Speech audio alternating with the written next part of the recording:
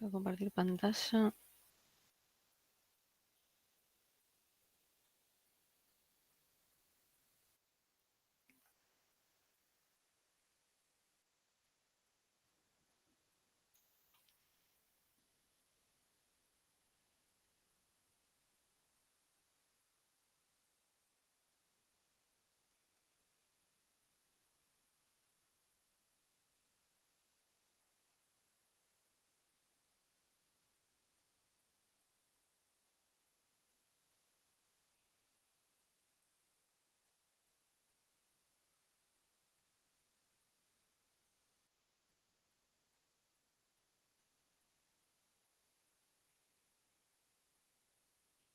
Bueno,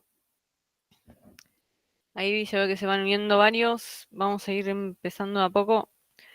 A ver, voy a ir abriendo el PDF.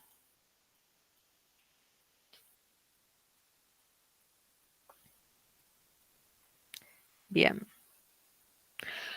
Bueno, estamos en... Ven mi pantalla, ¿no?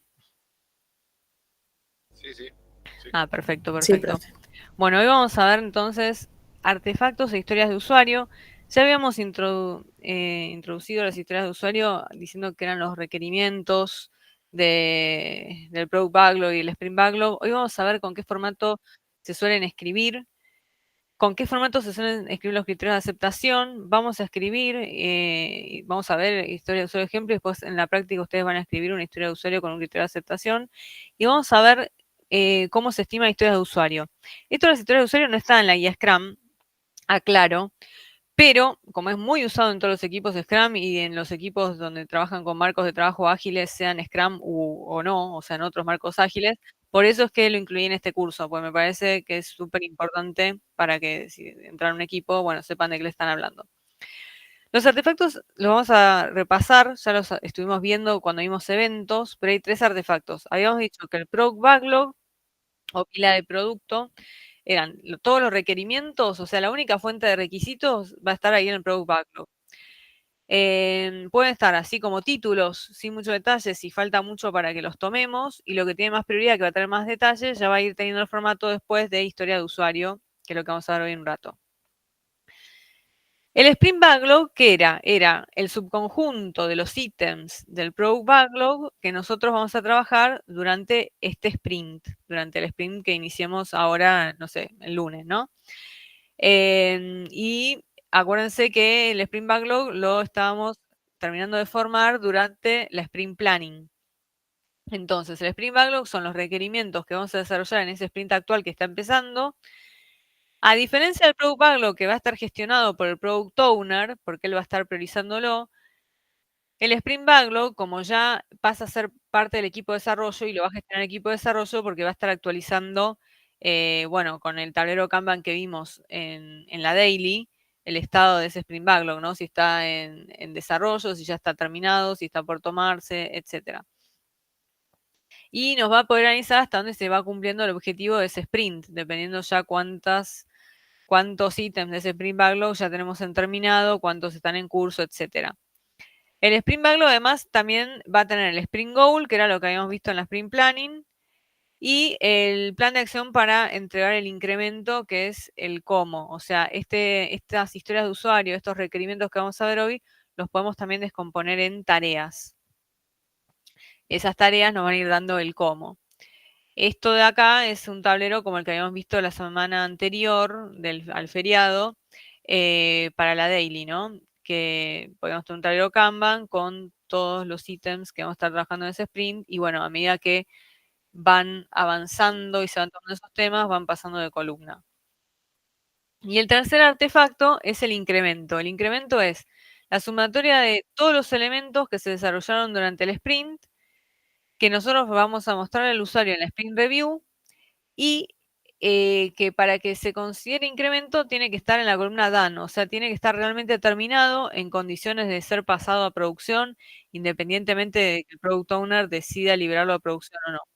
Y es inspeccionable, bueno, porque cualquiera puede ir y probar en el sistema eso que nosotros terminamos, ¿no? Bien. Después voy a dejar un ejemplo de Scrum Burn Down Chart. Esto es algo que ya tampoco está en la guía Scrum, pero que algunos equipos lo siguen usando. Es como para ver el grado de avance. Se supone que nosotros hoy vamos a estimar en puntos de historia, que eso lo vamos a ver al final de la clase, digamos en horas ahora, por dar un ejemplo. ¿Cuántas horas tenemos que hacer esta semana de requerimientos? Y a medida que las vamos haciendo, bueno, va bajando la cantidad de horas pendientes por hacer. Esto dependiendo con qué herramientas trabajemos en la empresa, como Azure y Jira, ya los sacan automatizados estos gráficos. Acá dice que este gráfico pertenece a los desarrolladores porque son quienes hacen el trabajo. Esto lo puse porque es verdad y es lo que dicen, bueno, la teoría de todo este conjunto Scrum y ágil. En la vida real también les aclaro que muchas veces este gráfico se termina encargando más el Scrum Master, si bien en la teoría es algo que le pertenece a los desarrolladores. Acá les dejo un poco de la guía de la historia de la guía Scrum. Bueno, para que vean cómo fue cambiando, hoy también en el Drive les voy a dejar la guía actualizada, que la que está vigente al día de hoy es la del 2020. Es un resumen de lo que, o sea, contiene lo mismo, pero bueno, más resumido que lo que vimos nosotros en las clases anteriores, los eventos, las responsabilidades, etcétera. Bien. Algunas herramientas de gestión que les recomiendo que si pueden, créense una cuenta, Trello y Miro. Esto más que nada trae tableros ya gratis precargados con plantillas que si en algún momento necesitaran podrían llegar a usar. Como por ejemplo para hacer la daily, para hacer la retrospectiva, para hacer la planning. Dependiendo, ya les digo, en general a veces uno ya trabaja con herramientas pagas que tiene la empresa que ya, por ejemplo, para la daily ya tenemos tableros. Pero bueno, igual de ahí uno puede sacar ideas y está bueno. La clase que viene, la siguiente, igual vamos a entrar y les voy a mostrar algunos ejemplos de estos cuando hagamos el ejemplo práctico final. Bueno, ahora sí nos vamos a ir metiendo en el core de la clase de hoy que tiene que ver con historias de usuario. Tenemos las historias de usuario que van a ser una unidad de trabajo a corto plazo, o sea, van a durar menos de un sprint. O sea, es un requerimiento que yo voy a poder desarrollar menor a un sprint. Por ejemplo, no sé, diseñar un formulario de contacto, crear la página de login de un banco, escrita con un formato particular que vamos a ver dentro de un rato. En un nivel superior a la historia de usuario vamos a tener características que van a ser unidades de trabajo a mediano plazo, o sea, mayores a un sprint, y épicas que van a ser temáticas o funcionalidades que van a estar agrupando tanto las características como las historias de usuario a largo plazo. Ahora vamos a ver ejemplos en un minuto, ¿está bien? De acá, ¿con qué nos tenemos que quedar? Con que en el día a día nuestro, más que nada, vamos a estar trabajando con historias de usuario como desarrolladores, ¿no?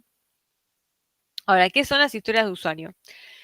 Las clases anteriores, cuando hablábamos del Product Backlog y el Sprint Backlog, yo les decía, bueno, estoy usando como requerimiento o requisito historia de usuario como sinónimo. Porque las historias de usuario son eso, son los requisitos escritos con 3 frases muy cortas, usando lenguaje común, tratando de definir una funcionalidad, pero que sea tan conciso como para que quepa en un post-it y que tenga lenguaje simple y no técnico para que sea entendible para todos. Debería describir un objetivo de negocio a alcanzar y como es algo tan corto y breve, ya nos damos cuenta que va a estar medio incompleto de entrada, o sea que se va a estar complementando con una conversación, con una reunión. Ya les digo, les repito, no está incluido en la guía Scrum, pero se usa muchísimo en casi todos los equipos Scrum, por eso es que lo vemos. ¿Qué pasa? Como es tan breve la historia de usuario, obviamente nosotros después podemos adjuntarle documentos con más detalle en caso de ser necesario. ¿Está bien? Eso depende de cada equipo. Hay equipos que realmente se manejan así, con historias de usuario muy breves, y hay otros equipos que dependiendo la tecnología con la que estemos trabajando, hay veces que eso no es suficiente y hay que agregarle documentación que nos complemente. Como resumen de la historia de usuario, hay como una regla mnemotécnica que son las 3C, pero bueno, las 3C es por palabras en inglés, ¿no? Card de tarjeta, conversation y confirmation. Acá tuve un error de tipeo. Card, porque la vamos a estar escribiendo en una tarjeta o post-it, puede ser una tarjeta física o una tarjeta virtual.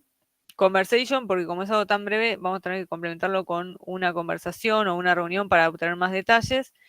Y confirmación significa que esta historia de usuario tiene que estar escrita de tal modo y ser algo que realmente se puede confirmar que está implementada correctamente y que cumple con lo requerido. Con lo cual, ya nos damos cuenta que la historia de usuario va a tener por lo menos 1 o 2 casos de prueba asociados para poder confirmar que eso está implementado bien. Esto que le estoy diciendo está linkeado con algo que vamos a ver dentro de un rato, que son los criterios de aceptación. Bien. El formulario de presentismo se los habilito dentro de un rato antes de ir al ejercicio. Entonces, la estructura general de la historia de usuario que estábamos comentando que vamos a tener, va a tener 4 elementos. Por un lado, vamos a tener que pensar cuál es el rol para el cual estamos escribiendo esa historia de usuario, ¿entendés? Por ejemplo, como administrador de sistemas o como cliente del banco, como comprador del área de compras. O sea, un rol definido, no tanto del lado de sistemas, sino del lado del negocio, ¿está bien? No poner como tester o como programador, sino tampoco poner un nombre propio, no decir como Mariana o como Martín, sino un rol del negocio. ¿Cuál es el objetivo que tengo? O sea, como tal rol, como cliente del banco, quiero, por ejemplo, ¿no? Poder consultar mi saldo para saber cuánto dinero tengo disponible para realizar compras. ¿Está bien? Ese sería una plantilla modelo de historia de usuario. ¿Cómo quiero para? Como tal rol, quiero lograr tal objetivo para alcanzar tal beneficio o resultado esperado. Y esto, ya les digo, va a estar linkeado con el criterio de aceptación para poder hacer un unit testing y saber, bueno, cuándo la historia de usuario está ok y cuándo no. Las ventajas de escribir estos requerimientos en formato historia de usuario es, por un lado, que como estamos parando acá en este como rol, no estamos parando en el usuario, está centrada en el usuario, lo estamos poniendo en su lugar. Por un lado, antes de que entren al sprint actual, son dinámicas porque, bueno, les podemos estar agregando más detalle o modificándolas. Como es tan chiquito lo que estamos escribiendo ahí, se supone que son pequeñas, con lo cual debería poder llevar poco tiempo de implementar. Y si tenemos una historia de usuario que es muy grande y compleja, dentro de un rato vamos a ver que deberíamos poder subdividirla en otras historias más chicas. Como esto se complementa con una conversación, porque vamos a necesitar más detalles, va a establecer una relación cercana con el cliente, o sea que vamos a tener ahí colaboración y comunicación. Y lo que les decía recién, son incrementales porque si tenemos una compleja, la podemos subir en historias más chicas y más fáciles de hacer y con menos incertidumbre sobre cuánto tiempo nos va a llevar implementarla. Con lo cual, historia a historia, vamos a poder ir como completando ese requerimiento más grande, ¿no? Van a poder ser estimables y son flexibles. Se puede utilizar cuando los requerimientos no están claros, según escribe una historia de usuario inicial y después lo va complementando con reuniones y agregándole detalles. Los problemas de la historia de usuario es que, como son algo tan cortito escrito, si está escrito de manera ambigua o si no se incluyen las pruebas de validación, podría estar incompleto y que uno lo implemente de una manera que no sea la que se esperaba porque estaba escrito de una manera ambigua, con lo cual hay que tratar de escribirlo de una manera que a todos nos quede claro lo mismo. Y por esto de que tiene poco detalle, necesita contacto continuo con el cliente para obtener ese detalle que nos faltaba. Las historias de usuario para, para que sean, para no tener que subdividirlas, digamos, deberían poder cumplir estos criterios. Invest también es de un acrónimo en inglés de independiente negociable, que dé valor estimable, que tenga tamaño pequeño y que se pueda testear. O sea, independiente significa que no tiene que tener interdependencias con otra, y si las tuviera, bueno, primero se tiene que terminar la historia de usuario anterior, digamos, antes de poder agarrar la nueva. O sea, si necesito tener una base de datos creada para después poder ir a hacer la consulta del saldo, bueno, la historia de la base de datos va a ir antes, ¿no? Y tiene que ser autoexplicable. O sea, yo leo la historia de usuario como cliente del banco, quiero consultar el saldo para saber cuánto dinero tengo disponible, tengo que entenderlo con eso que escribí. Negociables que, bueno, al tener pocos detalles, son flexibles y fácilmente modificables. Todo esto, obviamente, va a ser antes de que entre al sprint, ¿no? Una vez que entró al sprint, nosotros ya necesitaríamos tener la información suficiente, confirmada y que no vaya a ir cambiando durante el sprint para realmente poder llevar a cabo la implementación de esa historia de usuario sin que nos estén cambiando cosas en el camino. Esto de que debe darle valor al proyecto de usuario final, bueno, más bien que esto va a ser más responsabilidad del Product Owner, que es quien está a cargo de priorizar las historias de usuario y los requerimientos de forma tal de que le aporte valor al negocio. Ahora dentro de un rato vamos a ver que lo vamos a poder estimar y técnicas que se usan para estimar historias de usuario. Pequeña para que entre en un sprint, ¿está bien? Para que quepa en un sprint. Si es muy grande y no entra en un sprint, deberíamos dividirla en historias más pequeñas para disminuir el riesgo y la incertidumbre de cuánto tiempo nos va a llevar implementar esto. Y testeable, lo que dijimos recién, tenemos que poder entender cuáles son los criterios de aceptación para poder validar que esa historia de usuario está completa y que la podemos cambiar a la columna terminado. Esto de acá, del Spike, lo voy a retomar en un minuto. Vamos ahora a la estructura, y retrocedo después, ¿está bien? Vamos a ver entonces la estructura de la historia de usuario para no perder el hilo de lo que venimos hablando hasta ahora. Va a tener un título, la historia de usuario, que va a ser un título corto. Por ejemplo, crear usuario nuevo, eliminar usuario inactivo, cambiar contraseña, publicar post, consultar saldo, realizar transferencia nacional, realizar transferencia internacional, cancelar compra, enviar feedback de la compra, cosas así, ¿no? Un título corto. Vamos a tener un ID, que es un número para saber, bueno, qué número de requerimiento estamos hablando. Va a tener una prioridad, que esta va a estar dada por el Product Owner. Va a tener una estimación, que es lo que vamos a ver dentro de un rato. Y va a tener la estructura como quiero o necesito para. Ese cómo nos va a estar dando el rol, el quiero va a ser la acción y el objetivo, y el para es la necesidad. Ahora vamos a ver ejemplos. Esto a su vez va a tener criterio de aceptación, que van a tener otro formato, que es dado que, cuando y entonces, que vamos a ver dentro de un ratito. Entonces, veamos un par de ejemplos de historias de usuario, ¿no? Yo quiero agregar usuarios. Este es el título de la historia de usuario que iría acá arriba. Bueno, la prioridad acá no está puesta, pero pongámosle que tiene prioridad 1. Como administrador del banco, quiero crear usuarios nuevos para habilitar el acceso a estos usuarios. Este podría ser un ejemplo de una historia de usuario. Ahora pensemos en buscar clientes. Como usuario de atención al cliente, fíjense acá, nos ponemos en un rol del negocio. Acá también nos ponemos en un rol del negocio. Como usuario de atención al cliente, quiero poder buscar los clientes para actualizar sus datos. No sé, trabajo para Telecentro y el cliente me llama que cambia la dirección y hay que instalar, ahora hay que cambiar la instalación, o que cambió el email o el teléfono de contacto. Bueno, como usuario de atención al cliente, quiero poder buscar al cliente. Acá podemos decir con qué campo clave, no sé, a partir del número de DNI, por ejemplo, para actualizar sus datos. Desactivar usuarios sería como el par de este de administrador del banco, ¿no? Como administrador del banco quiero desactivar un usuario para evitar acceso no autorizado de ex empleados, por ejemplo. Bien, acá tenemos un par de ejemplos más como para que vayamos repasando, pero hasta el momento va quedando más o menos claro. Sí, sí. Bueno, bárbaro. Imaginémonos que ahora estamos escribiendo, tenemos un proyecto, perdón, para compra de pasajes aéreos, ¿no? No sé, de aerolíneas, de Iberia, del que sea. Entonces, quiero comprar pasaje, como me pongo en el rol de un usuario, ¿no? Como cliente de una línea aérea, quiero comprar un pasaje para poder viajar al lugar elegido. Acá, comprar pasaje podría estar significando nada más la selección del destino, y después podría tener otra historia de usuario que sea pagar el pasaje, y que sea que una vez que compré el pasaje, pagué el pasaje. Esa podría ser otra historia de usuario, ¿no? Pagar pasaje. Reservar asiento podría ser parte de este proceso de comprar pasaje, o podríamos estar haciéndolo recién en el momento del check-in online. Reservar asiento podría ser como cliente de una línea aérea, o sea, es el mismo rol que el anterior. Quiero reservar el asiento para elegir en qué lugar del avión viajar. Acá podría ser reservar asiento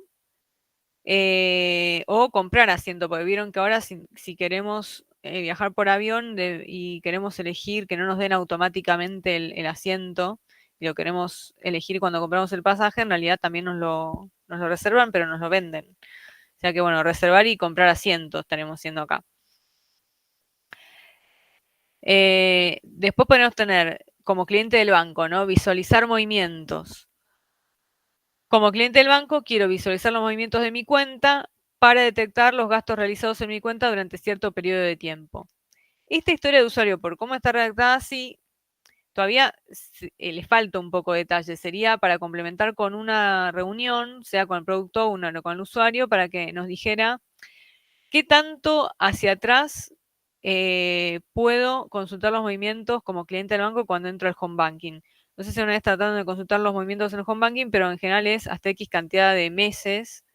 No me acuerdo si era 3, 6 o cuánto. Pero bueno, eso es una pregunta que tendríamos que complementar con una conversación a partir de cómo está redactada esta historia de usuario y agregar ese detalle dentro de esta historia. Sea acá, quiero visualizar los movimientos de mi cuenta hasta 6 meses o agregarlo como un documento adjunto de información adicional dentro de la historia de usuario.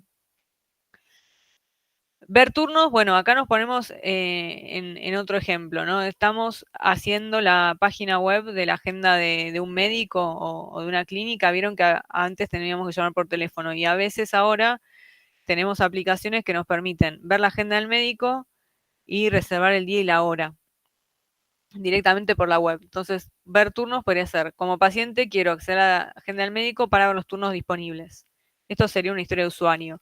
Si estuviéramos en esa situación, después podríamos poner también reservar turno. O sea, ya veo acá, me trajo el listado de la agenda de día y hora disponibles. Ya veo, bueno, yo puedo ir tal día, tal hora, y ahora veo que está disponible, reservar turnos. Después, ¿qué más podríamos hacer con esto? Cancelar turno.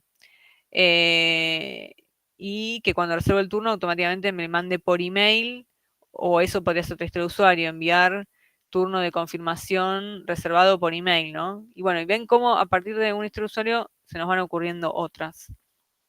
Ahora, es todo esto que les dije de ver turno, reservar turno, cancelar turno, recibir email de confirmación y modificar turno es como paciente. Pero si ahora lo pensamos del lado de la recepcionista del médico, ella podría querer visualizar lista de pacientes. Entonces, una historia podría ser, como recepcionista quiero mostrar la lista de pacientes del día para gestionar la llegada de pacientes y salas de espera. O incluso para habilitarle las historias clínicas digitales al médico y que ya tenga las historias disponibles y que no las tenga que estar buscando, que ya le venga un prelistado donde nada más tenga que hacer clic del paciente que ya llegó y ya ver esa historia directo. Bueno, esto es cómo redactar historias de usuario. Ahora, complementando con la historia de usuario, tenemos los criterios de aceptación, que nos van a indicar cuándo puedo conseguir una historia de usuario completa y ok, y que la puedo pasar a la columna de determinado, básicamente, ¿no? Habíamos dicho, no sé si se acuerdan en la clase pasada, que la definition of done o la definición de terminado iban a ser algunos enunciados sobre requisitos que eran comunes a todas las historias de usuario y que íbamos a tener criterios de aceptación que iban a ser específicos de una historia de usuario en particular, porque cuando yo vaya a probar visualizar la lista de pacientes, el caso de prueba específico de esta historia de usuario va a ser distinto a si tuviera que probar reservar asiento del pasaje que compré con la aerolínea, ¿está bien? Entonces, eso que es particular de cada historia de usuario es un criterio de aceptación. Como mínimo tiene que tener dos resultados posibles, éxito o fracaso. Tiene que estar redactado de una manera clara para que no sea ambiguo, lo mismo que la historia de usuario, y se tiene que poder verificar rápidamente si cumple o no cumple. Tengo que incluir todos los requisitos funcionales y una buena práctica sería no solamente incluir el caminito feliz de que algo fue exitoso, sino también, bueno, ¿qué pasa si, no sé, si estoy introduciendo los datos incorrectos? ¿Me tiene que dar un mensaje de error o cómo tiene que actuar en ese caso? Esto de TDD lo vamos a ver en la clase que viene, pero igual lo introduzco acá porque es algo que se está empezando a usar. TDD es desarrollo guiado por pruebas o desarrollo dirigido por test. Es una técnica que está dirigiendo el desarrollo de un producto a través de primero escribir el caso de prueba unitario del producto mapeando el criterio de aceptación sobre los test funcionales. Entonces, primero escribo el caso de prueba a raíz de leer el requerimiento de lo que se pidió. Después voy a decir, bueno, este test no está ok porque todavía no implementé eso que se pidió. Después implemento el código de eso que se pidió, lo vuelvo a probar y ahí va a dar ok. Eso es el desarrollo guiado por pruebas. Que en algunos equipos lo están empezando a implementar, entonces por si se los llegan a preguntar en alguna entrevista de si escucharon una vez hablar de esto, bueno, para que tengan una idea general. Igual esto lo vamos a ver de nuevo en la clase que viene con más detalle. Bien. Esto también ayuda al equipo de testing, de calidad, ya tener los casos de prueba escritos y entender bien cuándo se considera finalizada la historia de usuario. Bueno, ¿cómo es la estructura para escribir un criterio de aceptación? La estructura es, dado que, y ahí ese dado que nos va a estar dando un contexto, ese cuándo nos va a estar dando un evento, o sea, qué es lo que está pasando en el sistema, y entonces es la respuesta o consecuencia esperada en el sistema, o esperar el sistema. Entonces, para la historia de usuario, como usuario del home banking del banco tal, quiero poder pagar servicios para no tener que ir personalmente, un criterio de aceptación podría ser, dado que la cuenta tiene saldo, con lo cual acá ya también me está indicando que si la cuenta no tiene saldo, no me tiene que dejar pagar el servicio.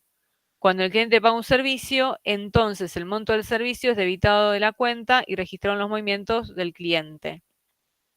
Acá, cuando escribimos los criterios de aceptación, especialmente si lo pensamos para transferencias bancarias, tenemos que escribir solo lo que pasa en nuestro sistema, ¿está bien? No lo que pasa en el sistema del otro banco, porque sobre el sistema del otro banco yo no tengo injerencia. Entonces, por ejemplo, acá también yo debería decir, bueno, y que el pago haya quedado asentado en el servicio que pagué. Pero bueno, yo puedo quizás, no sé, de alguna manera comunicar electrónicamente ese pago, pero si después realmente quedó asentado o no, bueno, ahí ya quedó del otro lado. Pero bueno, igual sí son cosas para ir teniendo en cuenta cuando uno escribe criterio de aceptación y una historia de usuario puede tener más de un criterio de aceptación, ¿no? Acá, por ejemplo, como usuario de la aplicación del banco, quiero consultar los últimos movimientos para entender en qué estoy gastando. Y acá, bueno, la historia de usuario no me limitaba cuántos meses era que podía ajustar los movimientos. Ese detalle lo pusimos en este caso en el criterio de aceptación. Dado que el usuario de la cuenta y su contraseña son válidos, cuando el cliente pide descargar sus movimientos, entonces el estado de cuenta de los últimos 6 meses puede ser consultado y descargado a Excel. Ese sería un ejemplo de un criterio de aceptación. Y este criterio de aceptación también ya nos está guiando, bueno, cómo es el caso de prueba, ¿está bien? Tengo que poder ingresar datos válidos y que en ese caso descargar los movimientos y me baje a Excel los últimos 6.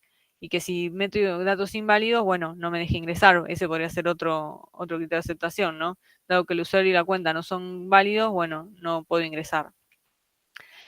La ventaja de usar criterios de aceptación es que va a aumentar la calidad del desarrollo, porque ya vamos a estar pensando en los casos de prueba al mismo momento que estamos escribiendo el requerimiento.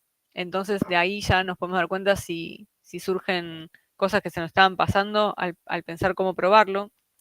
Nos acota el alcance, porque bueno, sabemos exactamente qué es lo que vamos a tener que estar probando. Esto nos va a permitir crear el primer test de aceptación, que es más bien un test unitario, y bueno, nos va a facilitar el entendimiento de las necesidades desde el punto de vista de usuario funcional porque está complementando la explicación del requerimiento al escribir el caso de prueba, ¿no? Las recomendaciones es no solamente incluir escenarios posibles como hacemos acá, sino también escribir escenarios inusuales. ¿Qué pasa si meto datos inválidos? ¿Qué pasa si metí datos válidos pero quiero descargar más de 6 meses? Si me da un mensaje de error, si me da la opción de solicitárselo al banco de alguna otra manera y me va a llegar en diferido. Si me sale un cartel diciendo que si quiero más de 6 meses tengo que ir a pedirlo personalmente al banco. Bueno, ¿qué pasa si pido algo inusual que no era el caminito así feliz y esperado? Para estar ahí también atajando comportamientos que podrían llegar a algún error, bueno, estar atajándolos antes. O también, eso, al complementarlo con el cliente, con una conversación, de ahí también nos puede salir algún requerimiento más que no estábamos acá visualizando. Quizás es otro requerimiento de otra historia de usuario, bueno, de si es más de 6 meses, cómo se tiene que comportar el sistema y es un desarrollo distinto e independiente de este. Bien. Los criterios de aceptación, entonces lo vamos a estar escribiendo y refinando, escribiendo en las reuniones esas de refinamiento que dijimos que tampoco estaban en la guía Scrum, pero que las veíamos porque efectivamente eran muy usadas en todo lo que son los marcos de trabajo ágiles. Que eran esas reuniones que durante el sprint actual yo voy a tener algunas reuniones de refinamiento para tener mayor detalle sobre los requerimientos o las historias de usuario que el Product Owner, por la prioridad que les asignó a esos requerimientos e historias de usuario, ya prevé que en los próximos 2 sprints vamos a estar trabajando. Entonces, durante este sprint vamos a hacer un ratito para tener esa reunión de refinamiento, como habíamos visto en la clase de eventos. Y bueno, vamos a estar terminando de darle más detalle a estas historias de usuario y viendo los criterios de aceptación. Por lo menos hay que incluir un escenario feliz y uno en el que se introducen datos incorrectos para tener bien determinado cómo tiene que comportarse el sistema en uno y en el otro caso. Bien. Un ejemplo de criterio de aceptación para funcionalidad de pago en línea, por ejemplo, es que el usuario puede utilizar una tarjeta de crédito o débito para realizar el pago en línea, ¿no? El proceso de pago no tiene que tardar más de 30 segundos en completarse y que enviamos un correo electrónico de confirmación de pago al usuario después de la transacción. Esto, acá les dejé más ejemplos acá en un link. Antes de pasar a la edición de historia de usuario, yo antes les había dicho que iba a volver sobre un tema, que es el siguiente. Puede pasarnos que una historia de usuario sea demasiado compleja y que no la sepamos partir fácilmente o que no tengamos conocimiento técnico sobre el tema, entonces no la podamos estimar porque todavía nos falta en el equipo investigar un poco para ver cómo llevar a cabo la implementación de esa historia de usuario. En ese caso, creamos una historia de usuario que se llama Spike, que le vamos a asignar un tiempo, que es como una historia de, si se quiere, un tiempo de análisis o de investigación, ¿está bien? Entonces le decimos, bueno, mira, vas a tener 4 horas para investigar sobre este tema. Una vez que se investigó ese tema, la historia de usuario posterior, no sé, quedará para el próximo sprint y ya la podremos estimar porque ya la entendimos. ¿Está bien? Este Spike también va a ser un elemento del Product Backlog que está orientado, ya les digo, a investigar sobre un tema o analizar un tema. Y va a ser parte de nuestro sprint backlog, ¿está bien? Porque va a tener, bueno, nos va a consumir tiempo, básicamente por eso. Esto de Spike viene de otro marco ágil que vamos a mencionar en la clase que viene, que es Extreme Programming, pero bueno. Lo que vamos a hacer es, por ejemplo, queremos aceptar pagos mediante tarjetas de crédito. Esta era la temática de la historia de usuario, pero los desarrolladores no tienen experiencia sobre cómo implementar pasarelas de pago online. Entonces creamos un Spike que sea investigar opciones existentes para procesar pagos online mediante tarjetas de crédito. Se le tiene que asignar un tiempo para que esto no se haga de chicle y sea una investigación eterna, no sé, 4 horas de investigación, por ejemplo. Y está asociado a la historia de usuario principal, que era como usuario de, no sé, como usuario de la aerolínea, quiero poder pagar con mi tarjeta de crédito para así completar la compra del producto, ¿está bien? O sea, tenemos redactada la historia de usuario, el spike de investigación que está asociado con un tiempo definido.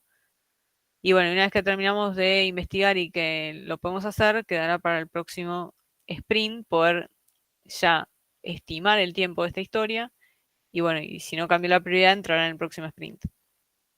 Lo otro que les había comentado era que teníamos la posibilidad de dividir las historias de usuario. Cuando eran muy grandes o no se estaban cumpliendo los criterios INVEST o eran muy complejas, podemos dividirlas. ¿Cómo nos damos cuenta si una historia de usuario es potencialmente subdividible? Bueno, tenemos que prestar atención. Si una historia de usuario tiene muchos conectores, como por ejemplo yo digo, quiero poder hacer transferencias nacionales y transferencias internacionales y ver cómo quedó mi saldo después de la transferencia. Ahí tengo 3 conectores, sí, lo podría separar en 3 historias. Otros conectores que nos pueden estar dando la pauta de que podemos esa historia subdividirla son conectores y, o, cuando, sí, pero, si estoy enumerando cosas con comas. Si tengo palabras genéricas, tengo que tratar de especificarlas para que no me quede así en genérico. Si en los criterios de aceptación estoy listando en realidad requisitos, en realidad tengo que crear varias historias de usuario. Puedo dividir cada historia de usuario por análisis de proceso, por ejemplo, iniciar sesión, confirmar pedido, pagar pedido. ¿Para qué queremos dividir historias de usuario? Varios motivos. Uno, reducir la complejidad y el tiempo que nos va a llevar a implementar cada historia de usuario en historias independientes. Además, si yo lo tengo dividido en historias independientes más chicas que van a llevar menos tiempo, puedo tener distintos desarrolladores trabajando en paralelo en todas esas pequeñas historias y vamos a terminar el trabajo antes que si tengo solamente una historia que no pude subdividir y que entonces está una sola persona tratando de trabajar sobre esa historia. Entonces, las ventajas son que disminuyen la incertidumbre porque son cosas más chicas y entonces sé que el tiempo que estimé es más probable que lo logre cumplir. Además, voy a entregar valor más frecuentemente, porque en vez de tener una historia que me dure 5 sprints, voy a tener muchas historias chiquitas, subdivididas, que voy a estar entregando sprint a sprint. Por eso voy a tener menor riesgo y mayor entendimiento. Ahí voy a la pregunta, déjenme terminar con las slide y ahí voy. Va a ser más fácil de priorizar y además, como voy a estar entregando valor más frecuentemente porque tuve cosas más chicas que me entraban en el sprint, voy a también tener feedback del negocio más frecuentemente en la sprint review. O sea que si hay algo que se había entendido mal o que los usuarios al verlo se dan cuenta que lo que habían pedido no era tan así, voy a poder atajar antes eso y corregir sobre la marcha, que si tenía algo que me duraba varios sprints. Sí, decime, a ver, voy a hacerlo acá más chiquito. Max. Te quería hacer una consulta porque hasta ahora que vos lo dijiste yo no lo vi claramente. En este esquema, por ejemplo, de slicing que vos estás contando, Sí. si las instancias de historias de usuario tienen que ver una con otra, por ejemplo, eso de quiero poder comprar, después quiero poder pagar, después quiero... Toda la instancia de programación que tiene que ver dónde guardo los datos, dónde saco los datos, la codificación de los mismos y demás.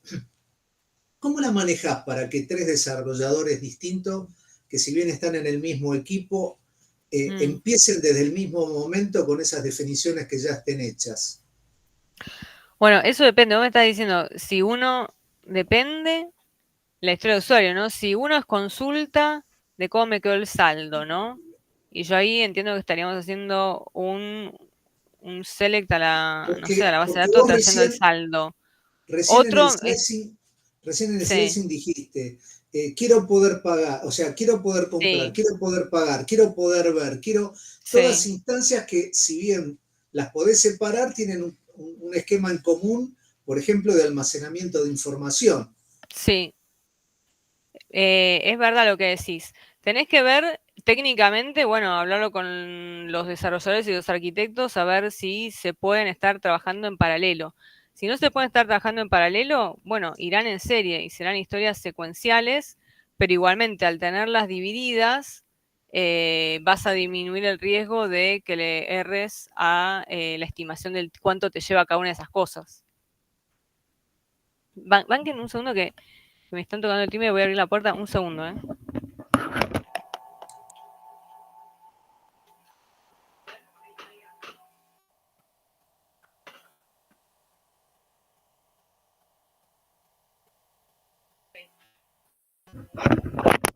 Hola, ahí volví, disculpen. Entonces, lo que te decía, eso primero ver con los arquitectos de la solución si se puede o no se puede trabajar en paralelo. Si se puede trabajar en paralelo, listo, y si no se puede, igual se pone en serie, pero con cosas más chicas que entonces la estimación va a estar mejor hecha. Ok, gracias. De nada. A ver, el otro que les decía era... no, está bien, vimos lo del spike y vimos esto del slicing. Bueno, ahora la segunda parte de lo que tenemos que ver hoy son las estimaciones ágiles. Esto es lo mismo, no está tampoco en la guía Scrum, pero se usa en todos los equipos que usan marcos de trabajo ágiles y por eso vamos a ver algunas técnicas. Les voy a decir cuál es menos usada y cuál es más usada. Se supone que con estas estimaciones ágiles vamos a poder planificar mejor, reduciendo riesgos e incertidumbres, estableciendo confianza y transmitiendo información.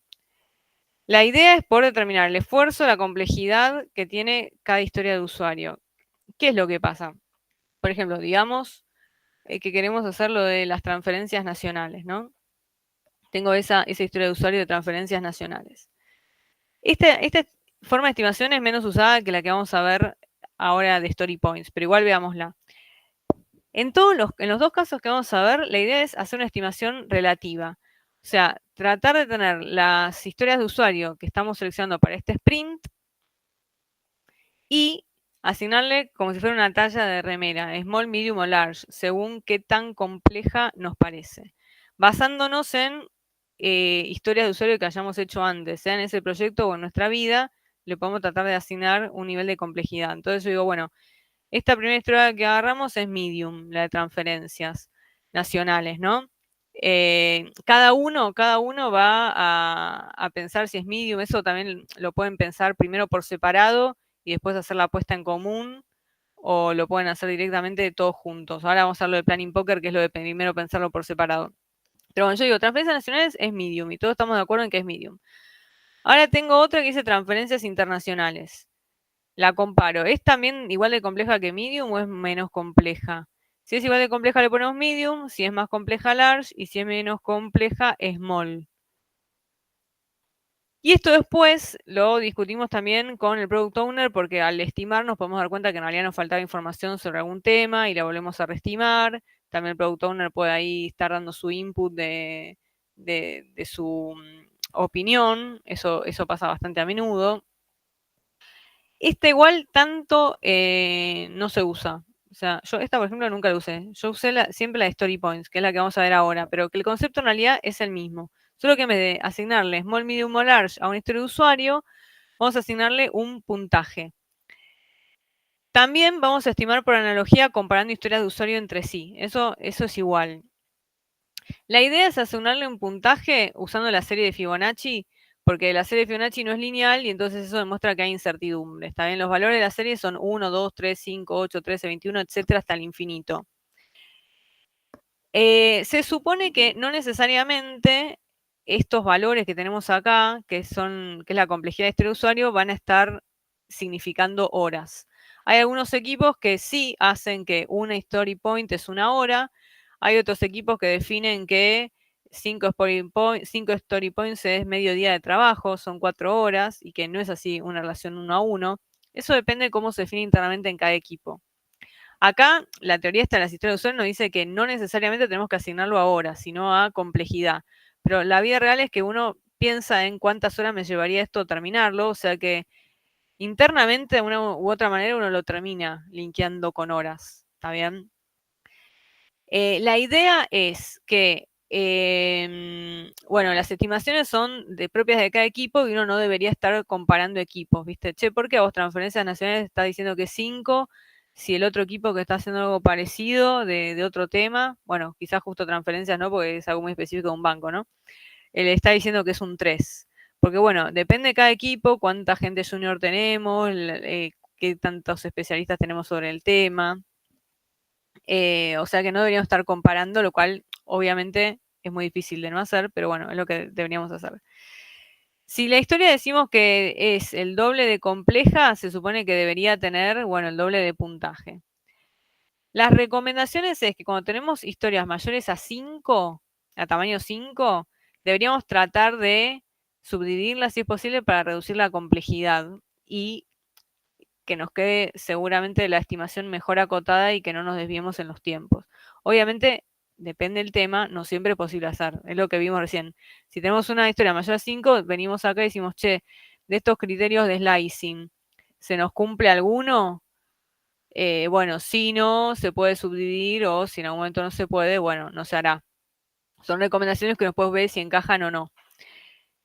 Y esto de los story points, a su vez, se suele hacer esto que es Planning Poker, que si alguien alguna vez trabajó con Azure, te lo trae como para poder hacerlo online, y si no, también se puede hacer cuando se hacía presencial y era todo menos remoto, se hacía con tarjetitas.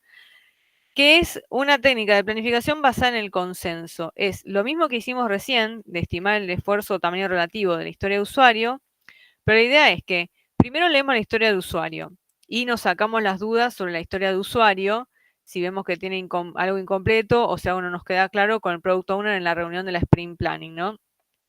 Después, cada miembro del equipo de desarrollo, o sea, en voz baja, le asigna un puntaje, una cantidad de story points, ¿está bien?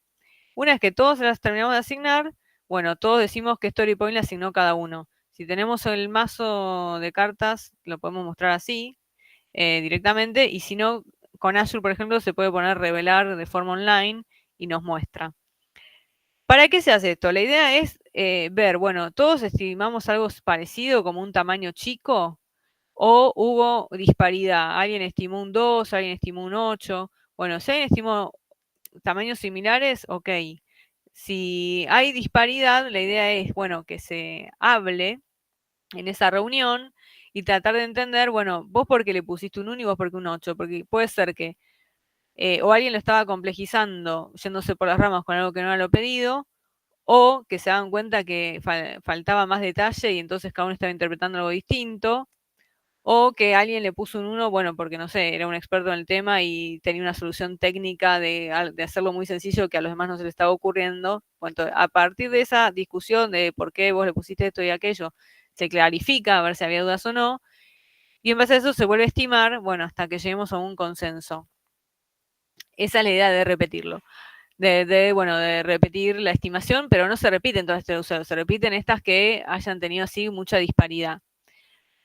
En realidad, esto, si lo llegan a hacer con herramientas online como Azure, también les muestra un infinito, que un infinito sería no lo podemos estimar porque, no sé, nos falta información o lo que fuera, que habría que hablar en esa reunión, o un simbolito de un café, que es esto es tan rápido que me lleva 5 minutos como tomar un café.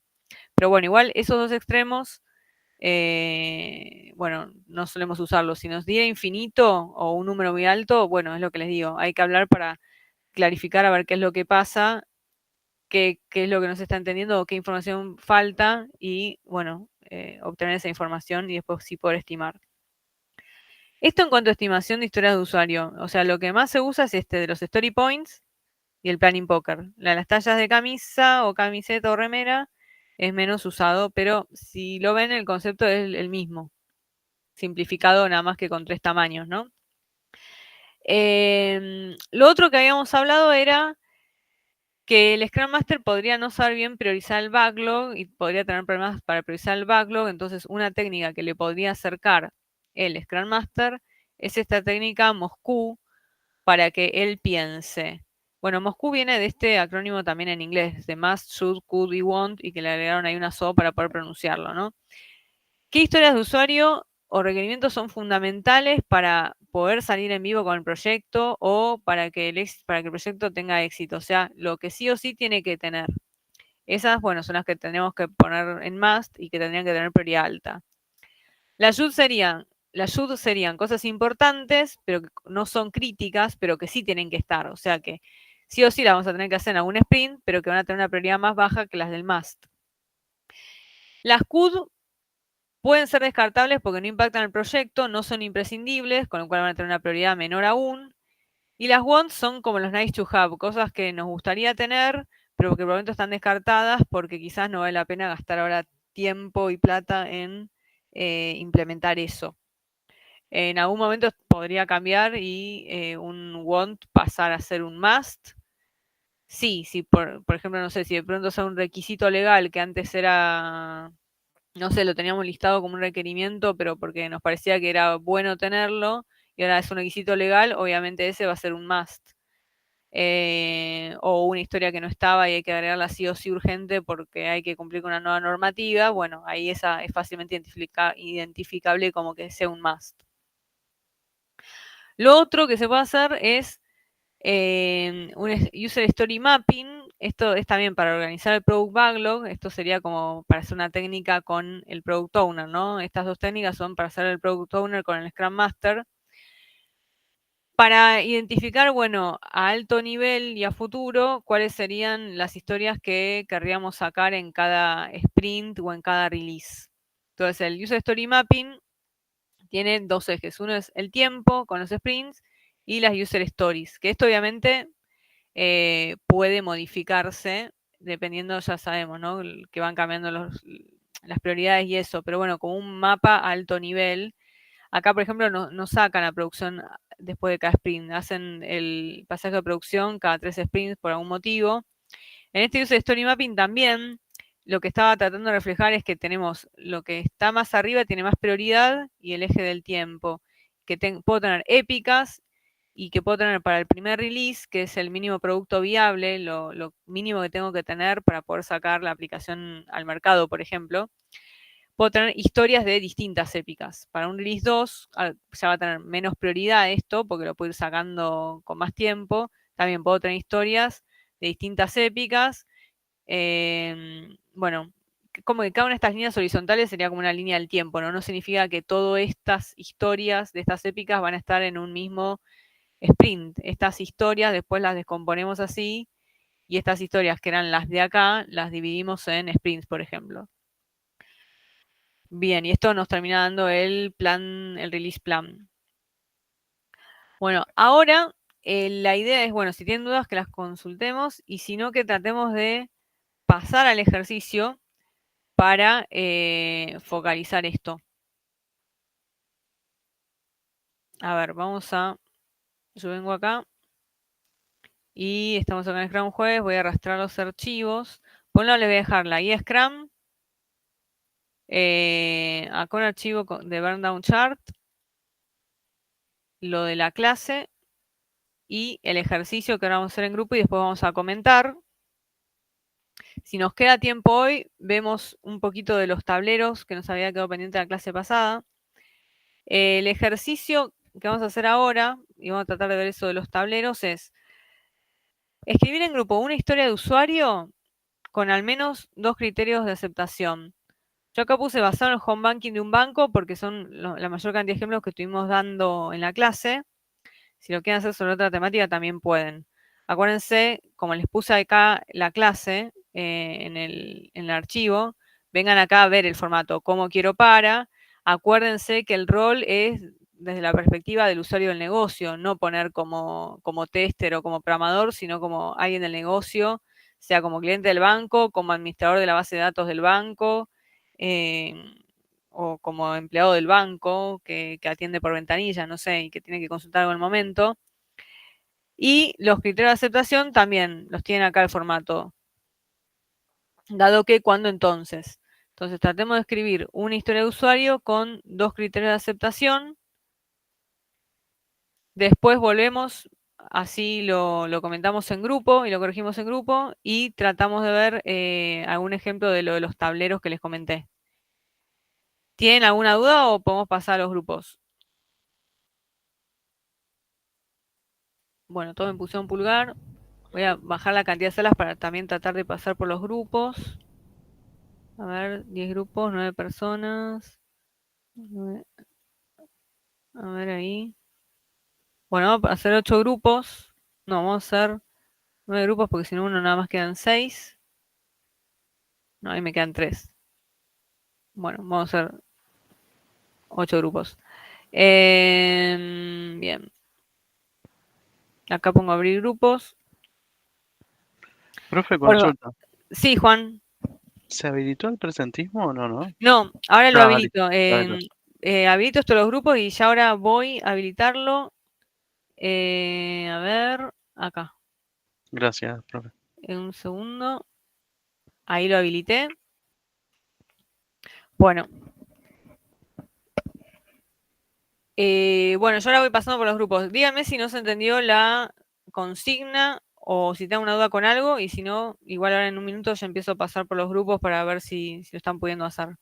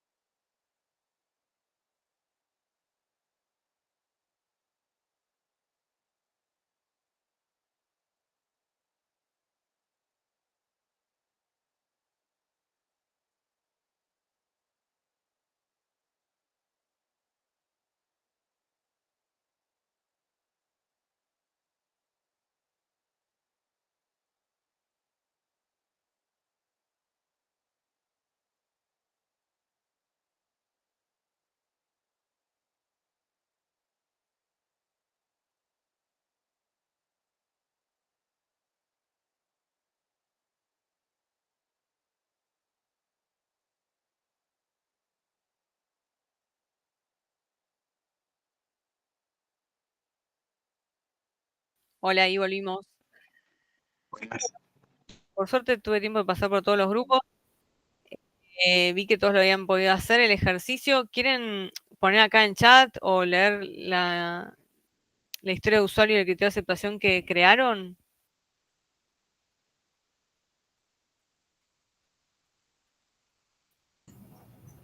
¿Algún equipo?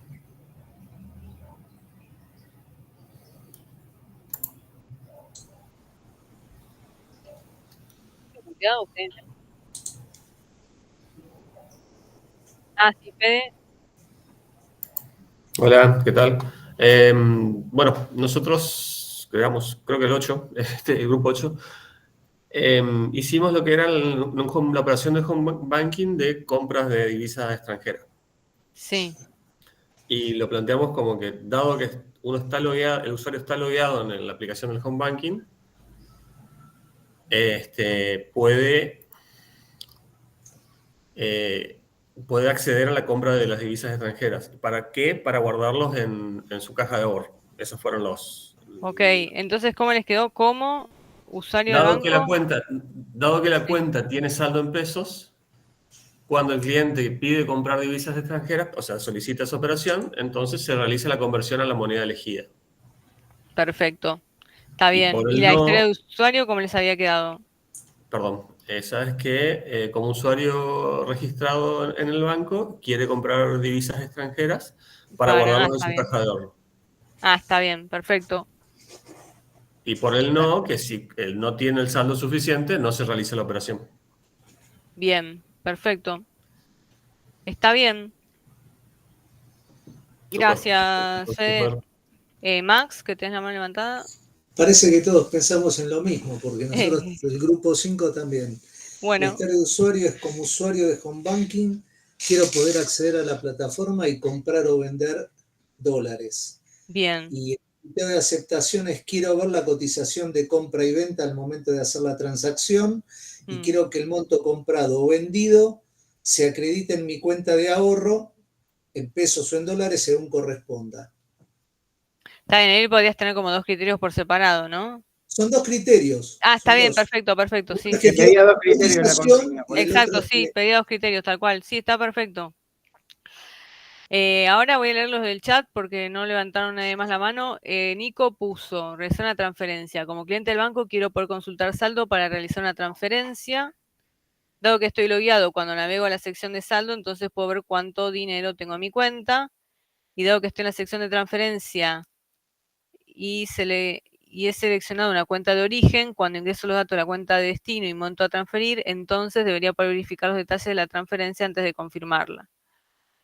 Y Lorena está transcribiendo la reunión. Y Leo puso, como usuario de un banco, quiero poder realizar una transferencia para no tener que acercarme personalmente a un cajero. Dado que la cuenta tiene saldo, cuando realiza la transferencia, entonces se debita el monto y se registra el movimiento. Está bien. Y dado que el destinatario es válido, cuando se envía la transferencia, entonces yo recibo un comprobante de la transacción. Está bien. Están todos bien hasta ahora. Como para pedir un préstamo, como usuario de la app del banco, quiero tener la opción de pedir un préstamo para no tener que ir personalmente a la sucursal para gestionarlo. Y dado que el usuario de la cuenta y su contraseña son válidos, cuando tenga préstamos preacordados, entonces mostrar las alternativas en la app o página del home banking. Está bien. ¿Alguien más quiere compartir? Después, en uno de los grupos, mientras alguien más escribe en chat, les digo que surgió el comentario de que en algunos grupos esto lo escriben en inglés.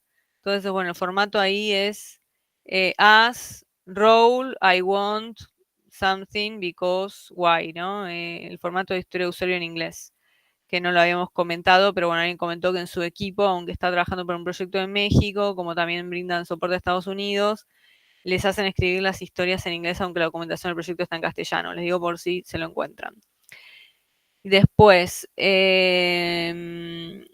Escalona dice, como usuario del banco, quiero poder agregar favoritos el CBU de otro usuario para hacer transferencia a otra cuenta.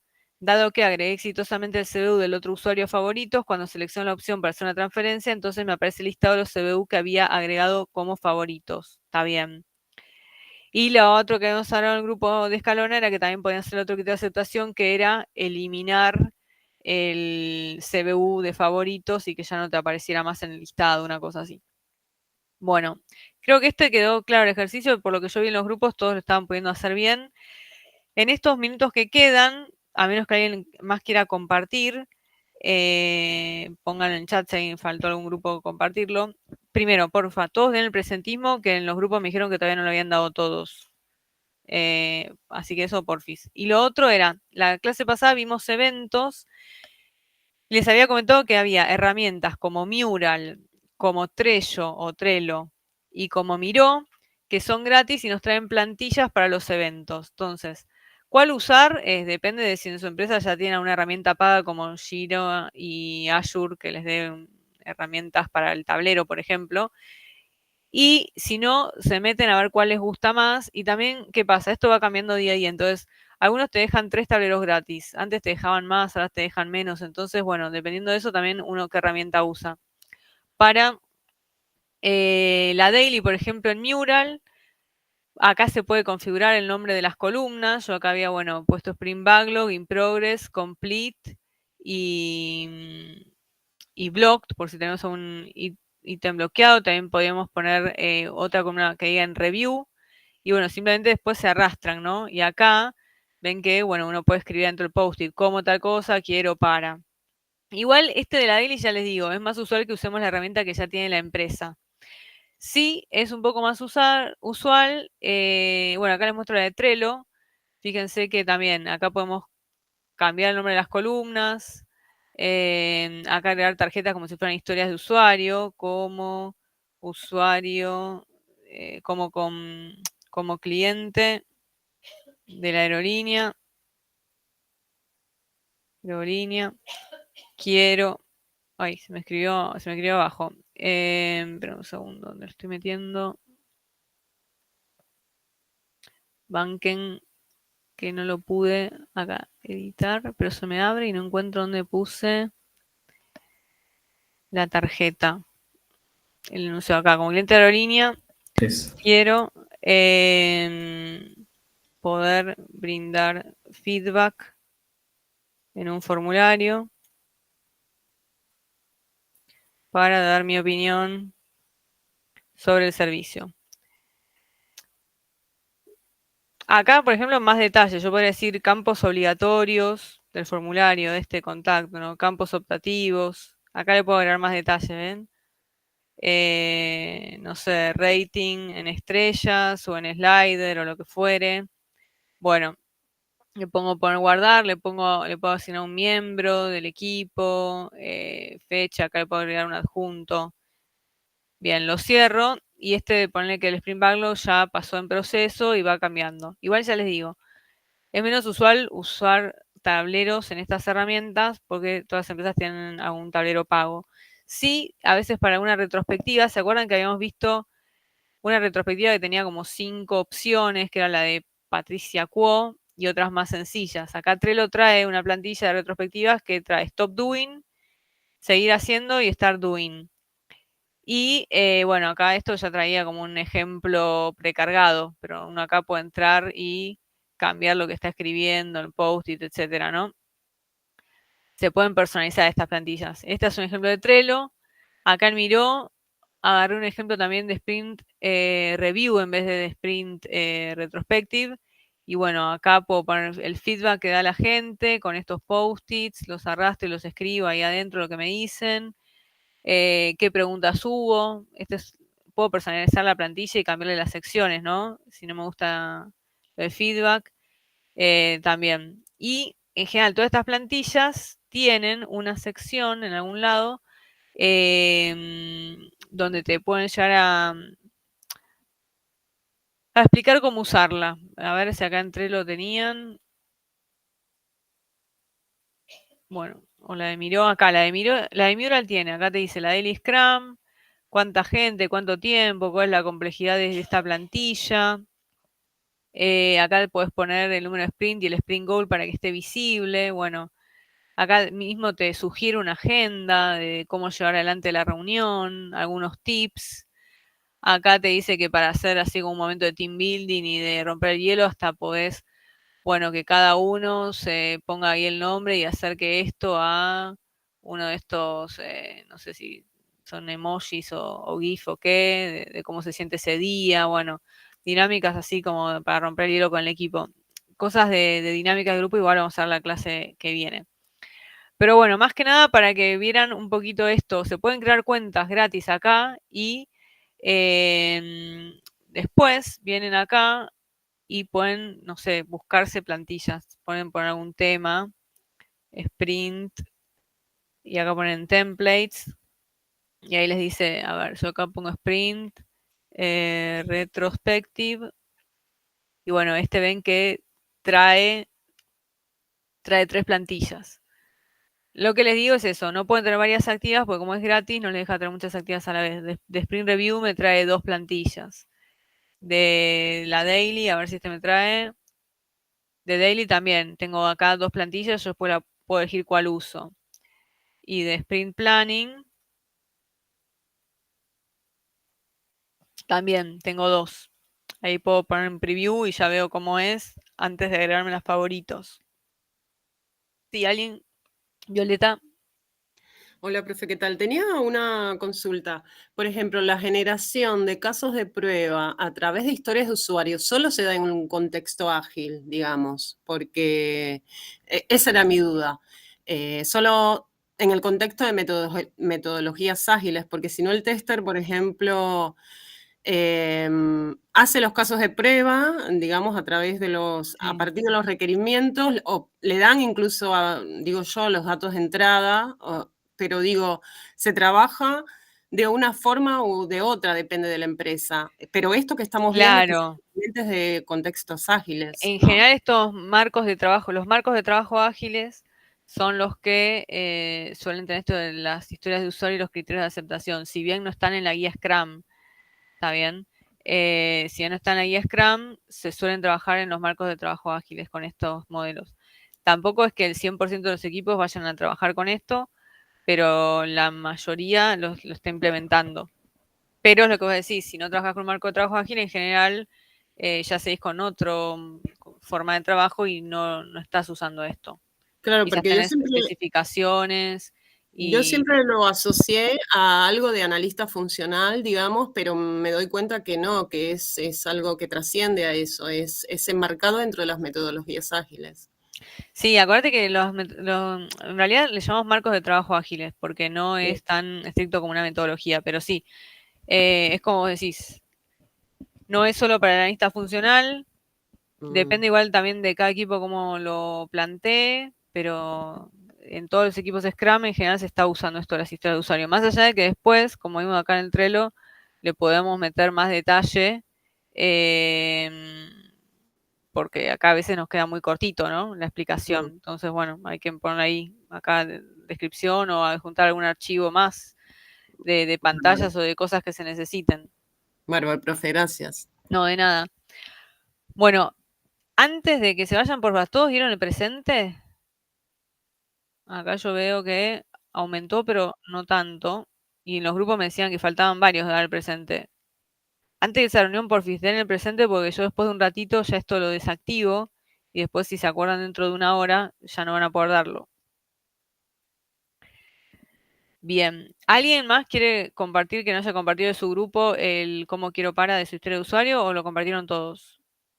Ahí Lorena no sé si dice que faltó poner su ejemplo o nada más el número de grupos. Si el número de grupo no importa porque eran de grupos temporales. Bien. Bueno.